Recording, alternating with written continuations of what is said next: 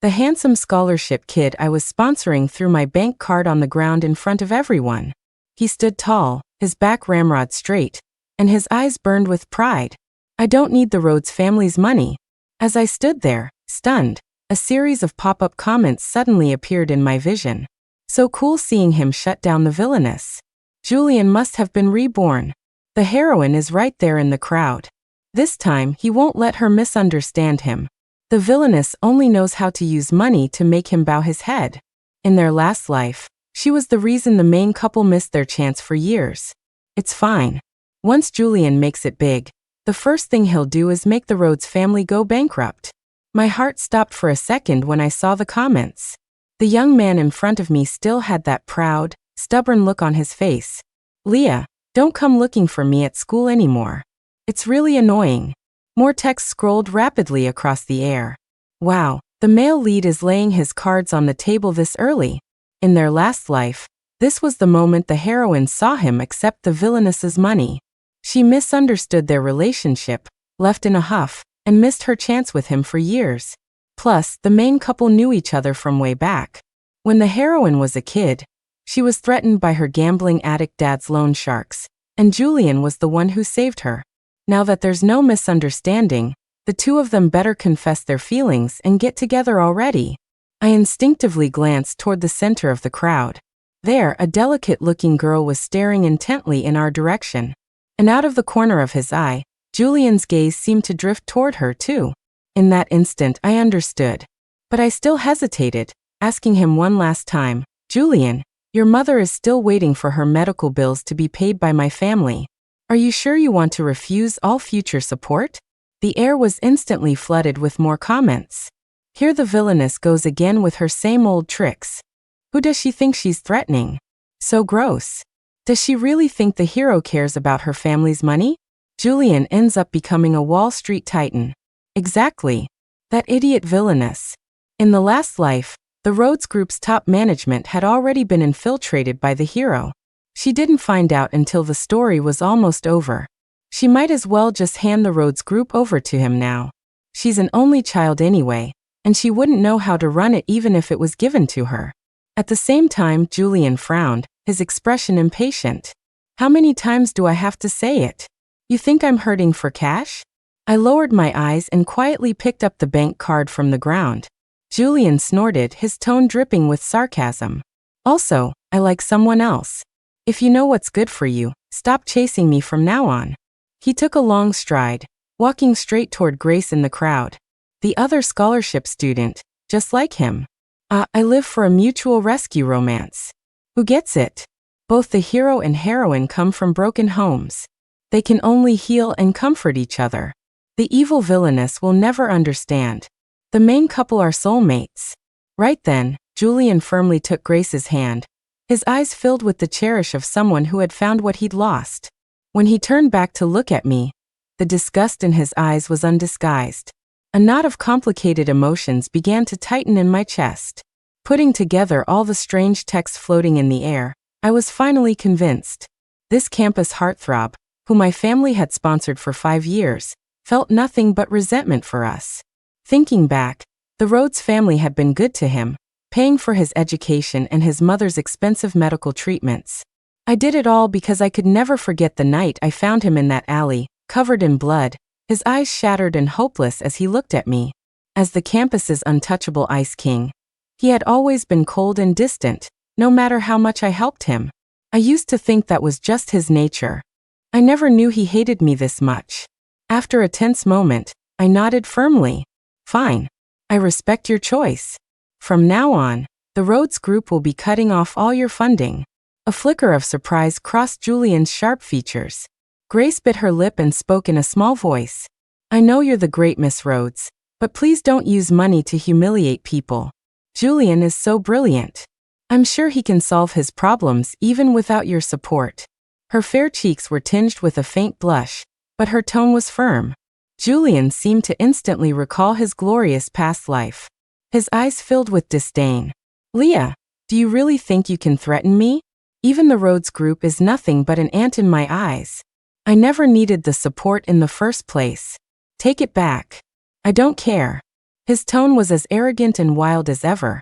With that, he gripped Grace's hand tightly and walked away without a backward glance. The villainess must be furious, haha. Even when she throws money at him, the hero won't give her a second look. Julian really doesn't need to accept the support. In his last life, he was an elite entrepreneur. This kind of money is pocket change to him. That simp of a villainess. In their last life, she gave him connections and resources. And what happened? Julian took control of the Rhodes Group in the blink of an eye. From the comments flashing past, I gradually pieced together the original storyline. In the last life, I never saw his ambition. I used my family's endless resources and connections to not only build him into a rising star in the business world, but I also let him seize control of the Rhodes Group right under my nose. But right now, he was just a poor student who had grown accustomed to receiving aid and living a comfortable life. I was genuinely curious how, without my help, he planned to change his current situation through his own efforts. Watching Julian and Grace walk away, I stood in silence for a moment before calling our housekeeper. Pack up all of Julian's things and leave them by the front gate. Oh, and change the locks on the mansion. That night, I got a call from Julian. The voice coming through the phone was terrifyingly grim. Leah, what gives you the right to keep me out of the house? I let out a cold laugh. The house? That's my house. It's a mansion my dad bought for me. When did it become yours? If I remember right, after the Rhodes family went bankrupt, didn't the hero buy this mansion? Exactly. This is basically Julian's house. It's just a matter of time. Keep digging your own grave, villainous. If you don't suck up to the hero now, it won't matter how much you beg when he's on top. She's just throwing another one of her rich girl tantrums, thinking she can control him. She has no idea how much he already hates her. I ignored the indignant comments floating in the air. I heard Julian take a deep breath before he ground out, I've lived in that mansion for years. You have no right to kick me out. Let me remind you, I was the one who gave you permission to live there. The property belongs to me, Leah Rhodes, I said, my voice turning cold. Since we agreed I'd be cutting off your support, it's only natural that I revoke all the privileges I previously granted you. Julian was silent for a long moment before his voice came back, heavy and low. Grace's apartment has a leak. I was just going to let her stay for one night. It's late. What if something happens to her out there? Leah, this isn't the time to be jealous. He seemed to think we were back in the past, when I would do anything he said. His every word was a lecture. Not my problem, I said, tossing out the last words coldly. After hanging up, I pulled up the feed from the security cameras at the mansion's gate. I saw Julian slam his phone on the ground in a rage. She doesn't even dare to listen to me anymore. He then lowered his gaze and patiently comforted Grace. It's okay, don't worry. I'll find you somewhere else to stay. Grace nodded meekly. Julian, don't be mad at her. Maybe Miss Rhodes just doesn't want us to be too close. A dark look flashed in Julian's eyes. Don't waste your time thinking about her. The Rhodes Group is going to be mine eventually anyway. Was he saying my dad would hand over the company he built from scratch to a total stranger? I closed the security feed and couldn't help but laugh. Julian dug through the boxes by the gate and found the bank card I had given him before. Grace, let's go stay at a 5-star hotel, he said, his head lowered and his tone gentle. It'll be just as nice as the mansion. Grace blushed. Julian, thank you. With his back straight and proud, Julian led her into the city's grandest hotel. It was one of the properties my uncle owned. In the past, my crush on Julian was so obvious that the whole world knew. As a result, every employee at this hotel, from the top down, was exceedingly polite to him. The moment they walked in, the front desk receptionist bowed respectfully. But when she saw Grace beside him, she froze for a few seconds. Mr. Julian, is this your friend? Julian accepted the warm reception as if it were his due, acting every bit the young master. That's my private business. You don't need to ask. Under Grace's adoring gaze, he handed over the bank card and said curtly, charge it. Julian was a CEO for years, and you can tell by his aura. That face is a VIP pass anywhere he goes. I heard even the most basic rooms here cost thousands a night. Look at that receptionist's fawning expression. So this is what a 5-star hotel is like. Unfortunately for them, they didn't know.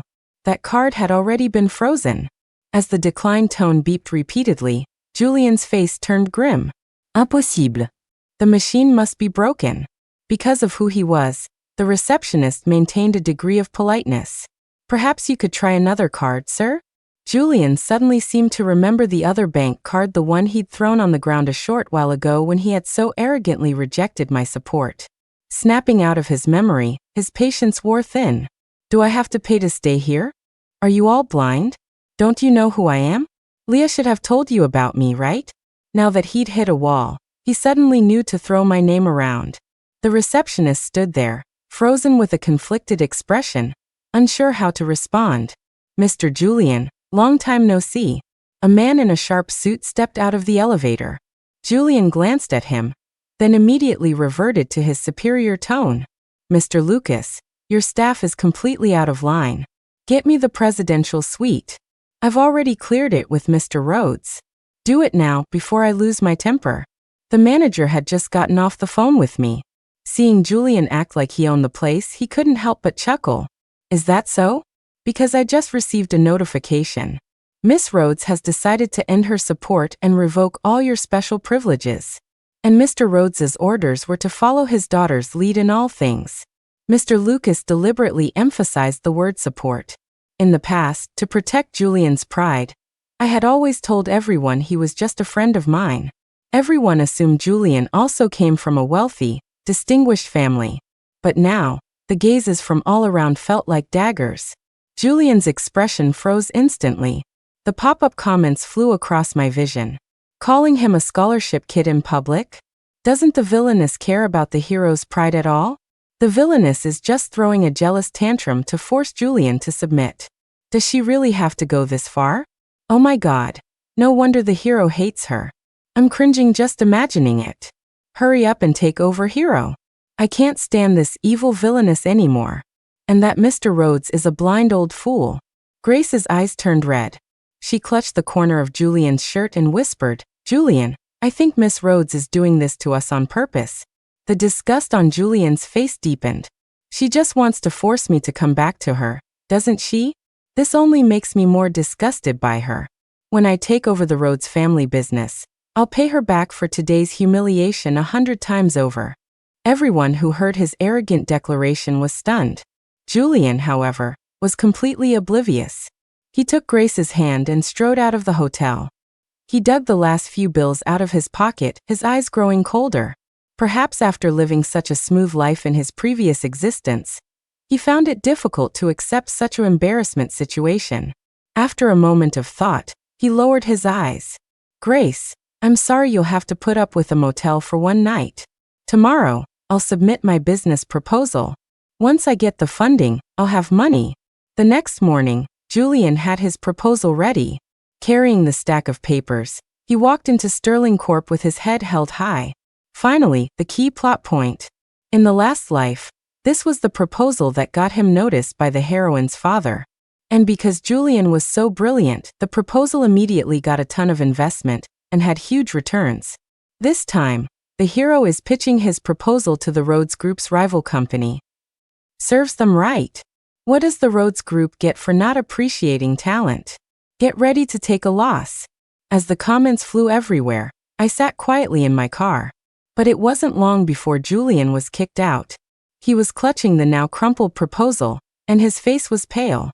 My assistant, Mr. Miller, reported from my side. Miss Rhodes, he didn't even get to see Mr. Sterling. It was Mr. Sterling's son. He looked at the proposal and tore it to shreds, saying it was worthless. Before he left, young Mr. Sterling said he thought Julian was a spy sent by a rival company to cause trouble, and he also said, if Julian ever dared to show his face at Sterling Corp again, he'd have his legs broken. Toward the end of his report, Mr. Miller lowered his head, barely holding back a laugh. The outcome was exactly what I'd expected. Before I started seeing the comments, I had already read his proposal. At the time, I'd noticed that while the overall framework was decent, the implementation plan was far too naive. So I secretly drafted a revised version, planning to give it to him when the time was right. In his last life, he must have taken my revised draft to my father. My dad knew I liked Julian, So even if there were still a few minor issues with the proposal, he let them slide. But Sterling Corp, from top to bottom, was known for being brutally exacting. I wasn't surprised at all that he was thrown out. After returning empty-handed from Sterling Corp, Julian looked devastated. He probably couldn't figure out why the exact same proposal that had opened the doors to wealth for him in his last life was now being trampled into the mud. After a moment, he convinced himself it was all because Sterling Corp had poor judgment. That afternoon, I was giving my dad a shoulder massage when Julian burst into the CEO's office. He froze the moment his eyes landed on me, but he still handed over the proposal, his voice firm and resonant. "Mr. Rhodes, this is my business proposal. I came today to discuss a partnership. All you have to do is provide the initial investment, and I guarantee you'll be satisfied with the returns. As a partner, all I ask for is a 30% stake in the Rhodes Group." A scholarship student, brazenly demanding a stake in the company. Comments flew across my vision. Sigh, the Rhodes family gets off easy again. Whatever. The hero's career was meant to start at the Rhodes Group anyway, and the family is destined to go bankrupt in the end. This is what the villainess gets for trying to blackmail the hero with money and breaking up our cute couple. My dad couldn't see the text. He just raised an eyebrow, surprised, a hint of displeasure in his eyes. But because I was there, he took the time to read through the proposal. Too many problems. It doesn't meet my expectations. A plan this naive is impossible to execute. A moment later, that was my dad's verdict. What's this old bastard saying? Serves you right for going bankrupt. Serves you right for having a stroke and ending up in the hospital. Oh my God, just because things didn't go Leah's way, they have to block the hero at every turn? The words in the comments made my heart clench. I kept my composure, suppressing the wave of unease that washed over me. Given my dad's usual temper, he had actually been quite lenient with Julian today. But Julian clearly couldn't accept the outcome. Furious, he threw the proposal on the floor. How is that possible? Do you have any idea how much profit this plan could bring the company? Think carefully. If you reject me today, this proposal will be on another company's desk tomorrow. As his arrogant voice echoed in the room, I quickly dialed my secretary. We have a disturbance up here. Send a few security guards. Julian seemed to have a sudden realization. He shot me a contemptuous glance and sneered.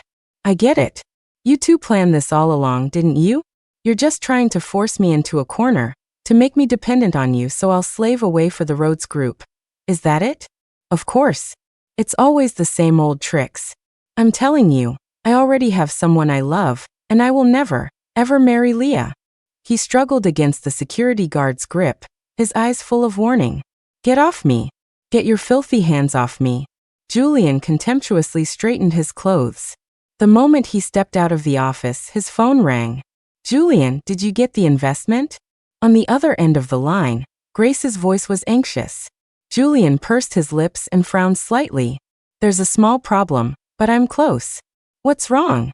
Did something happen? Grace continued. The medical prepayment has run out. If we want to keep her on the machines, we have to make another payment. Otherwise, your mom will have to be moved to a regular ward. Julian's gaze turned cold in an instant. What? The medical bills, hasn't Leah always been the one paying them? Realizing he had blurted out my name, his expression became even more strained. As he walked out of the company building, he said softly to Grace, "Don't worry, I have an idea. Rest assured, no matter how Leah threatens me this time, I won't give in to her."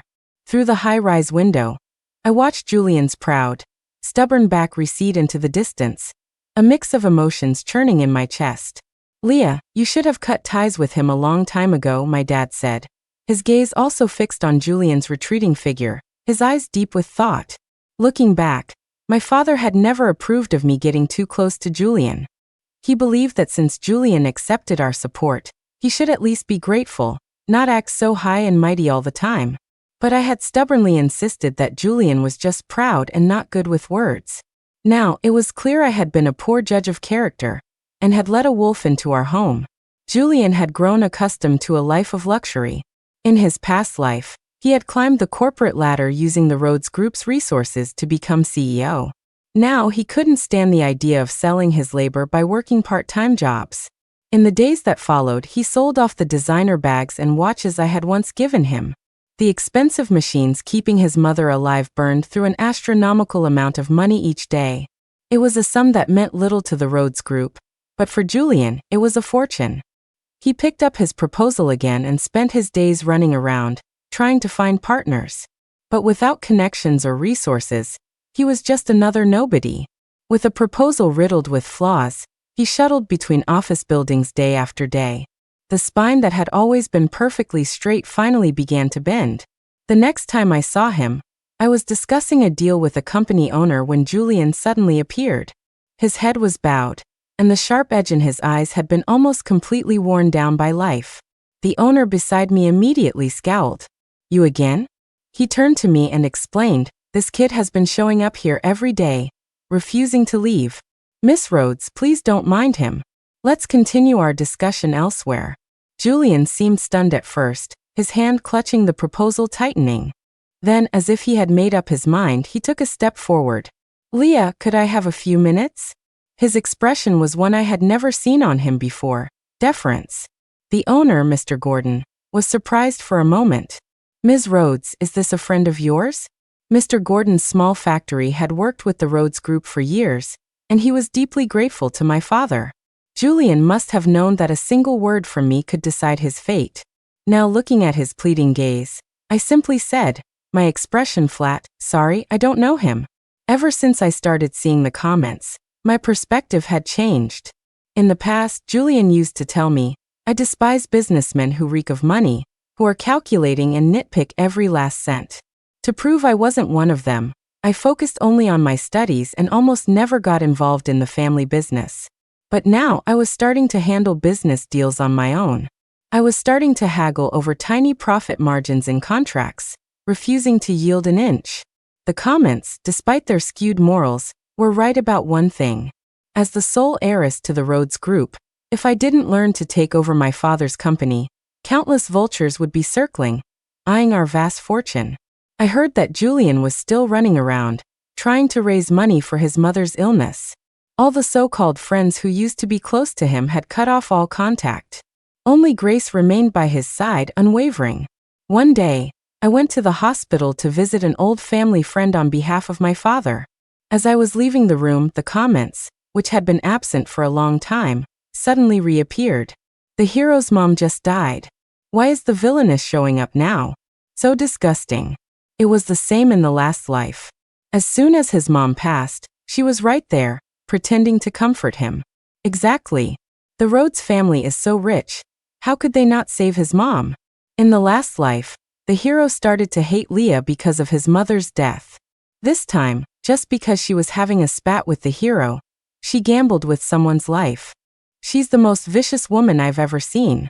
My gaze darkened.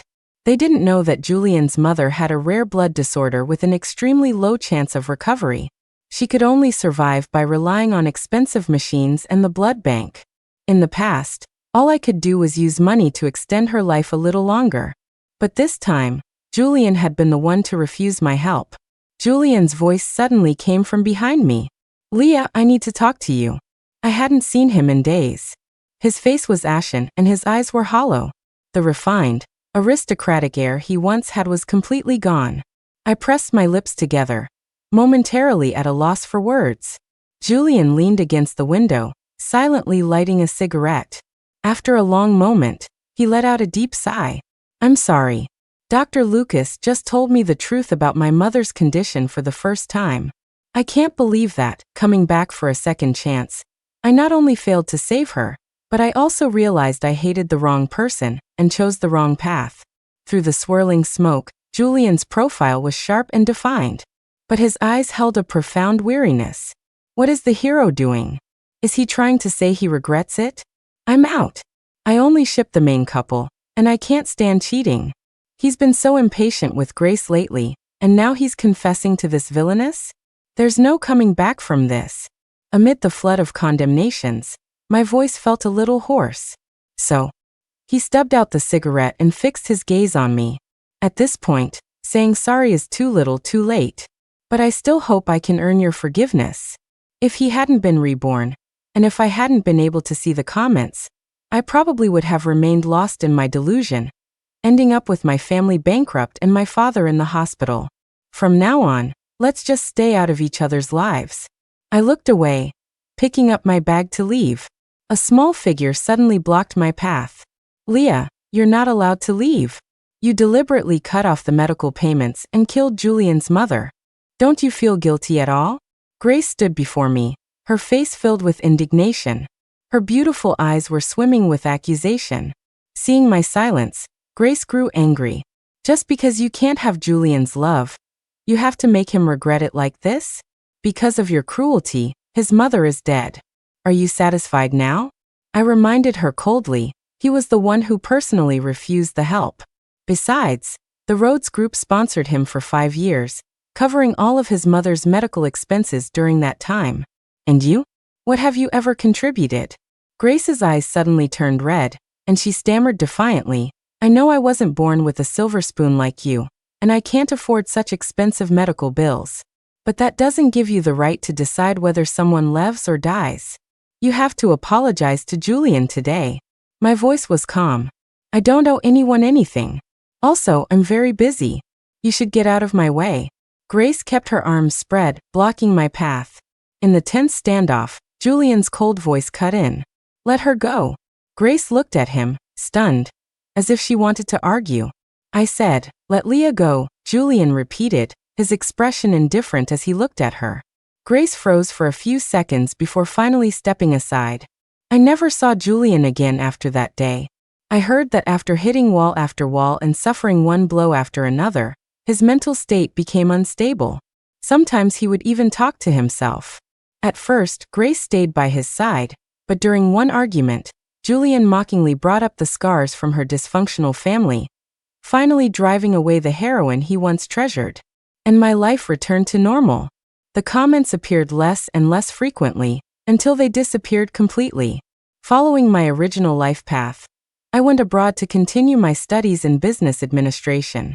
As I was boarding the plane, someone suddenly called my name. I instinctively glanced back. A single line of text slowly materialized in the air. Congratulations. You saved yourself. That was the whole point.